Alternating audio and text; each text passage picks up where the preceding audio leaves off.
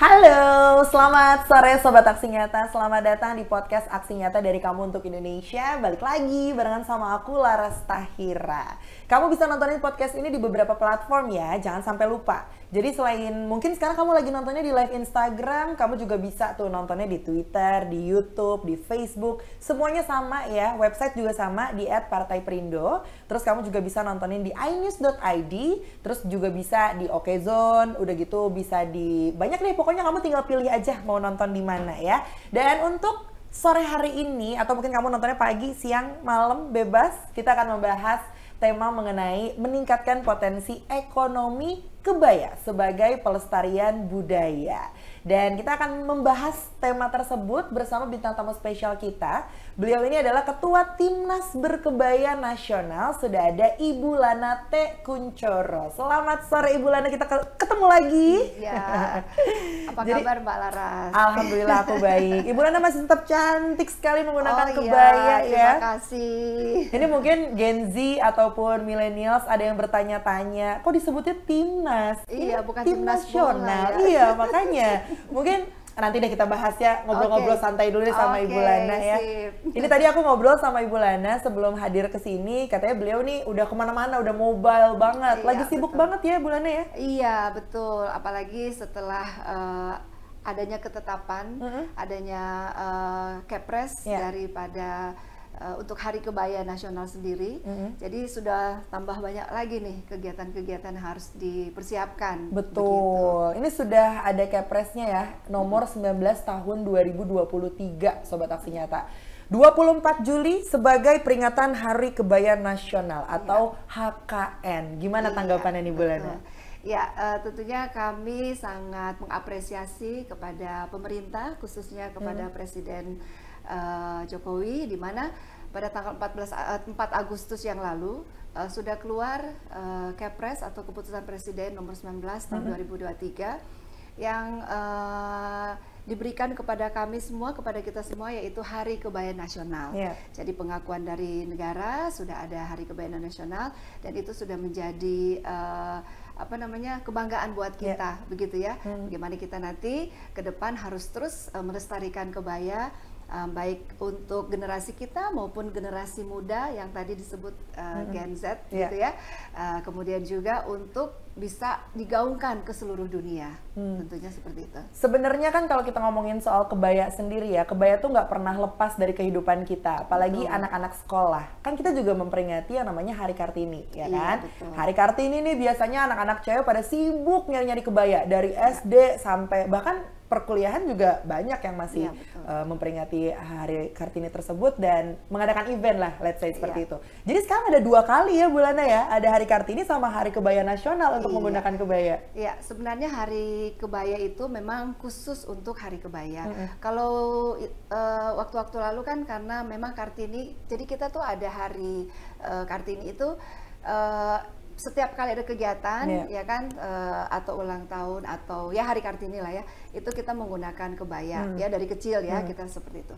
Nah, dengan adanya Hari Kebaya Nasional ini ada hari khusus memang untuk kebaya.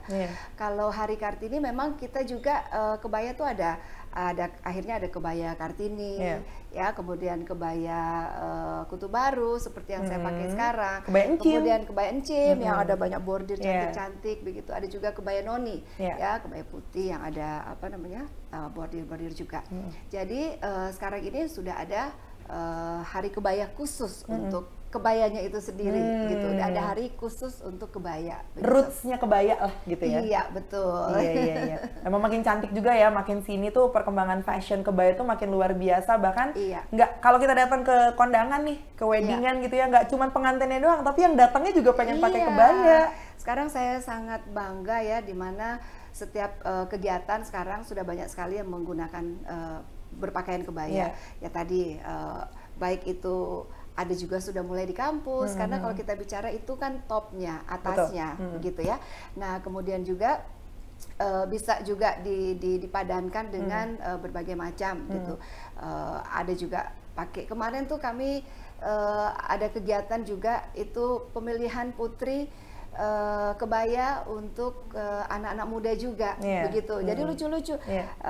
Sudah dimodifikasi gitu ya. Ada yang pakai tenun tapi dibikin rok, ada juga yang panjang begitu. Jadi semakin semakin bagus sih untuk ke depan ini saya lihat. Bener, gitu. Banyak banget event buat kita berpakaian atau berkebaya gitu ya. Betul. Gak cuma acara-acara formal aja seperti wisuda, terus datang ke undangan pernikahan atau lamaran dan sebagainya. Bahkan sekarang kalau jalan-jalan aja itu bisa pakai kebaya dan bisa dimodif. Ini kedepannya kalau menurut Ibu Lana bisa bersaing gak sih kebaya ini dengan tren fashion di Indonesia gitu? Iya betul, seperti yang saya sudah sampaikan tadi. Jadi memang sekarang sudah banyak sekali desain-desain dan desainer-desainer muda juga yang sudah mendesain yang dikhususkan juga disesuaikan dengan anak-anak muda sekarang. Jadi kalau zaman dulu kan sepertinya wah kayaknya ibu-ibu banget nih pakai kebaya gitu kan zaman dulu. Tapi sekarang sebenarnya sih tinggal kita penggunaannya di mana.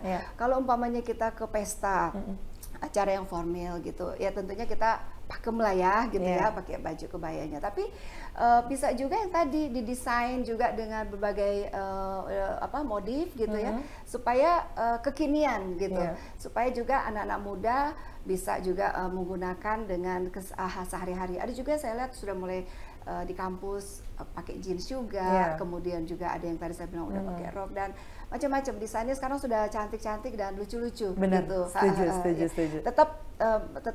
Tetap seperti umpamanya kutu baru. Nanti mereka pakai bunga-bunga lagi yang lain. Jadi sudah berbagai macam yang sudah dibuat sekarang ini.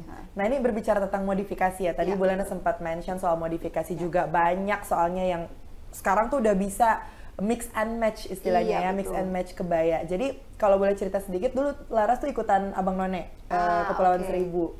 Terus kita itu kan ada pakai kebaya None, ada pakai kebaya Encim juga.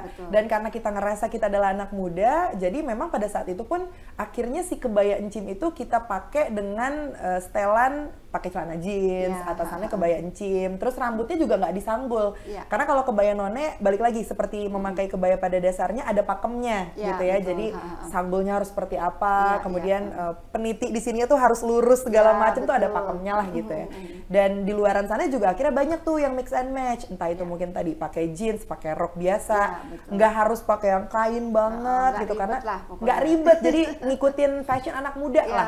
Nah kalau pandangan Ibu Lana sendiri tentang modifikasi kebaya tersebut dipakai sama anak muda yang memang mix and match banget. Sebetulnya ini tuh adalah bisa dibilang sebagai inovasi atau malah menghilangkan unsur budaya kebaya itu sendiri? Oh ya, sebenarnya sih tidak menghilangkan unsur kebaya sendiri karena kan yang tadi saya sampaikan bahwa ada seperti ini kebaya, bentuknya kan ada kayak sekarang ini saya pakai kebaya kutu baru.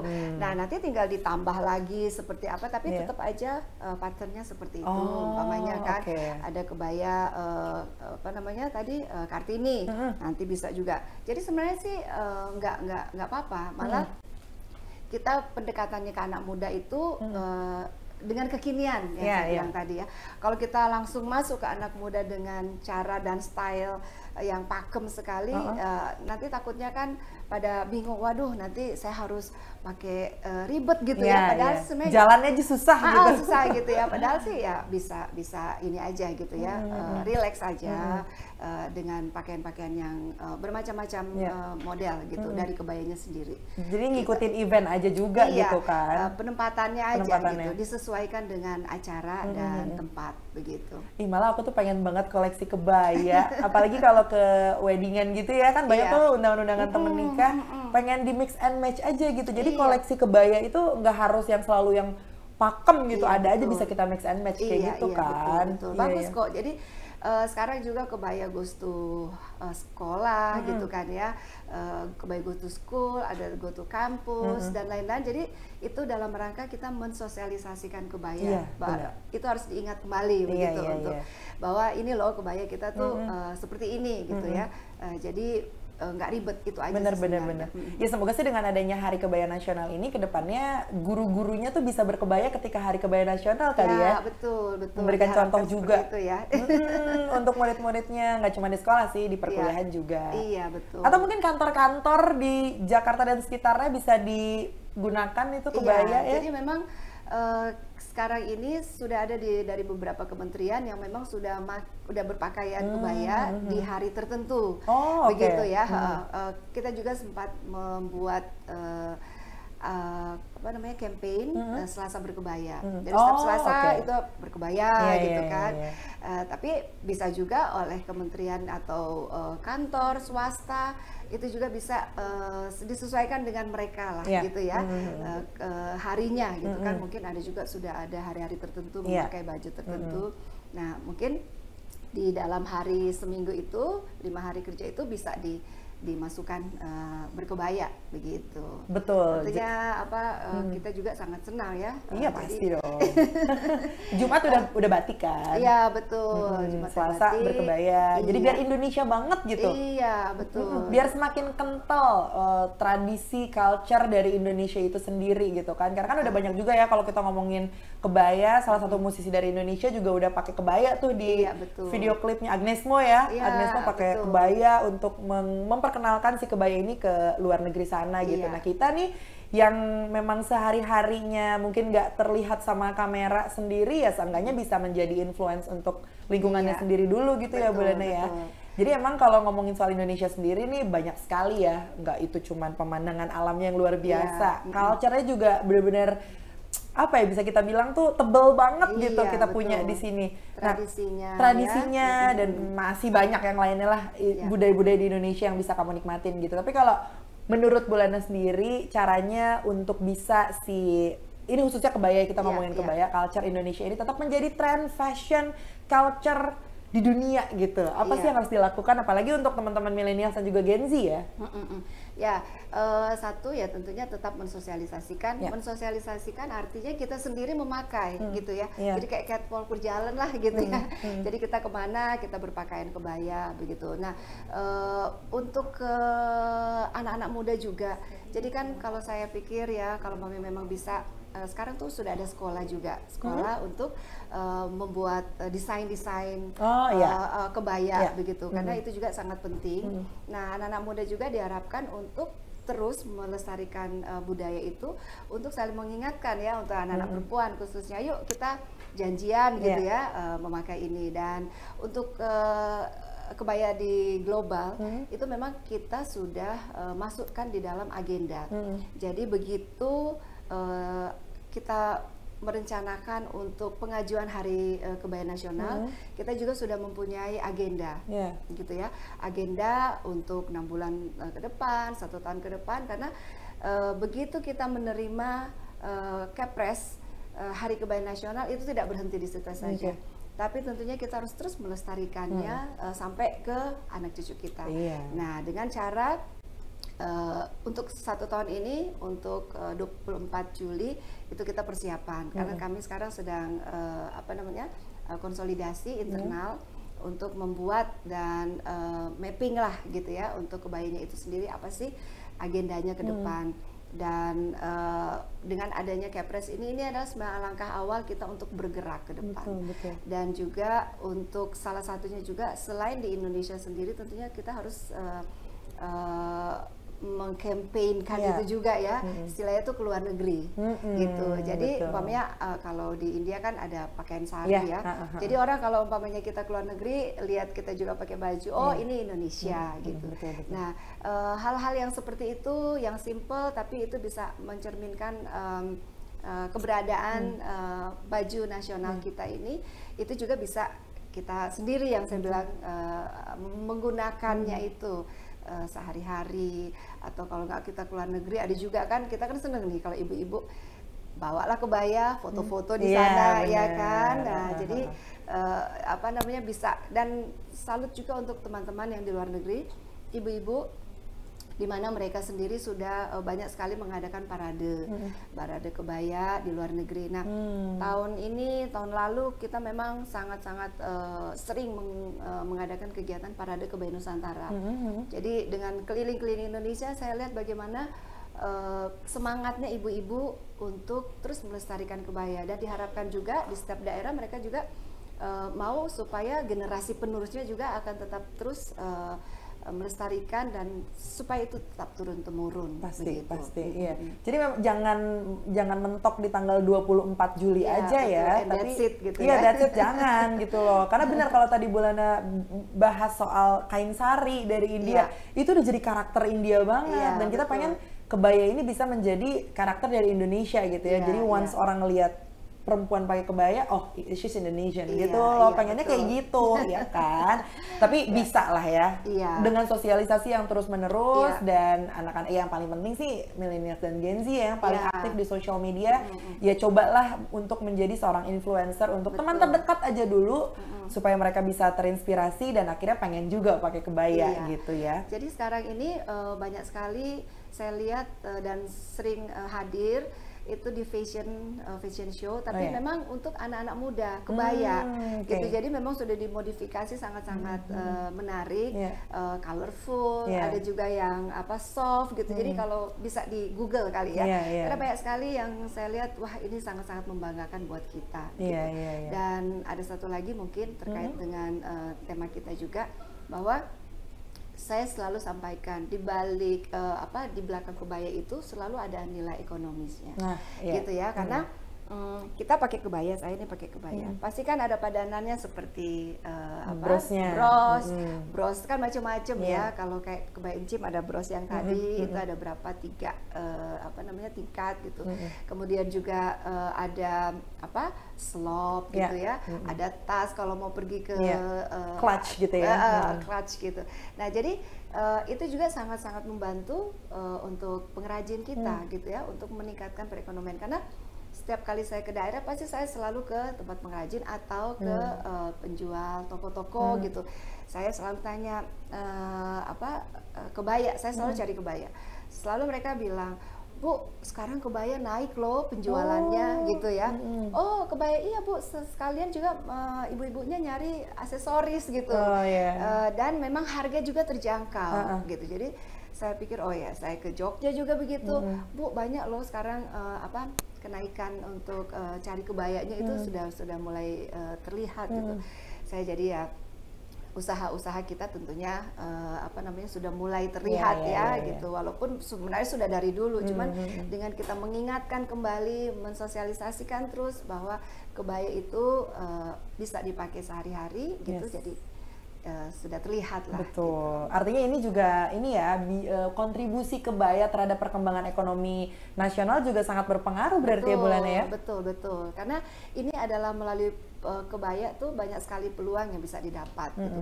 Saya tadi bikin catatan. Jadi satu yang produksi kebaya yang saya sudah sampaikan. Jadi pembuatan kebaya itu juga sudah mulai terlihat. Kemudian juga karena itu terkait dengan penjahit, pengrajin, desainer gitu kan, itu juga bisa meningkatkan perekonomiannya sendiri. Nah kemudian dari segi pariwisata juga ada Mbak, kalau mamanya kita juga menggunakan itu gitu, kalau ada turis gitu kan, daerah-daerah wisata itu juga bisa menjadi daya tarik tersendiri, bahwa kearifan lokal itu kita angkat gitu. Kemudian juga dengan industri mode. Karena kebaya ini sudah menjadi inspirasi juga, jadi untuk mode modern desainer itu juga itu akan terangkat juga gitu ya, kreativitasnya juga itu akan semakin meningkat. Kemudian tadi promosi budaya, nah promosi budaya juga baik di Indonesia sendiri maupun yang di luar negeri yang sudah saya sampaikan tadi, itu juga bisa memperlihatkan bagaimana ciri khas dari baju kita gitu ya. Dan yang terakhir pendidikan, jadi sehingga adanya pelatihan, adanya sekolah-sekolah itu juga sangat membantu bagaimana belajar merancang, kemudian membuat kebaya yang eye catching gitu ya, yang memang nggak ribet gitu kan, yang bisa berpakaian sehari-hari. Karena ada juga kebaya kaos Kebaya kaos? Iya, jadi udah model kebaya tapi bahannya dari kaos. gitu. Jadi simple gitu kan ya. Jadi kalau kemana tinggal pakai jeans langsung jalan. Udah macam-macam sekarang ya. Udah macam-macam. Luar biasa. Jadi ini kan cepat. pasti berkaitan juga dengan program-program. Kalau tadi Bulana juga sempat membahas tentang fashion show ya, show nggak cuma di Indonesia doang ternyata, tapi go internasional juga gitu, dan event-event pasti banyak parade dan sebagainya. Selain itu mungkin kalau fashion show kan mungkin identik dengan model gitu ya, ada runway model dan segala macamnya. Kalau program lainnya apa yang dijalankan oleh Timnas Kebaya, Bulan? Ya tadi itu yang kita sampaikan. Oh, yang barusan tadi ya. Yang sosialisasi dan lain-lain. Dan kalau di sekarang juga yang saya bilang catwalk berjalan itu.